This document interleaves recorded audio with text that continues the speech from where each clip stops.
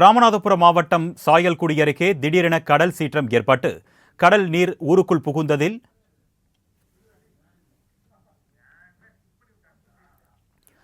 பனைமரங்கள் வேரோடு சாய்ந்திருப்பதால் அந்த பகுதியில் பெரும் பரபரப்பு ஏற்பட்டிருக்கிறது. இதுகுறித்த கூடுதல் விவரங்களை செய்தியாளர் மணிகண்டன் வழங்க நாம் கேட்கலாம். வணக்கம் மணிகண்டன், இந்த கடல் சீற்றம் காரணமா மக்களுக்கு என்னென்ன எச்சரிக்கைகள் விடுக்கப்பட்டிருக்கு, தற்போதைய நிலவரம் என்ன, விவரங்கள் சொல்லுங்க.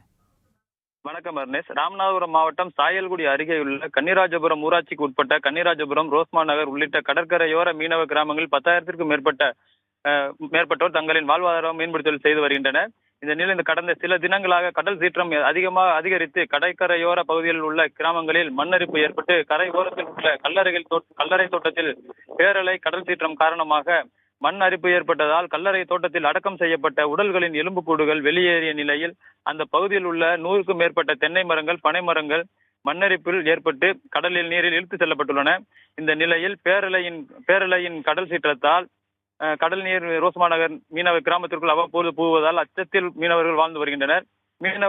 மீனவர்களின் படகுகளை பாதுகாத்து தங்களின் அச்சத்தை போக்க அப்பகுதியில் தூண்டில் வளைவு அமைக்க வேண்டும் என அப்பகுதி மக்கள் கோரிக்கை விடுத்துள்ளனர்.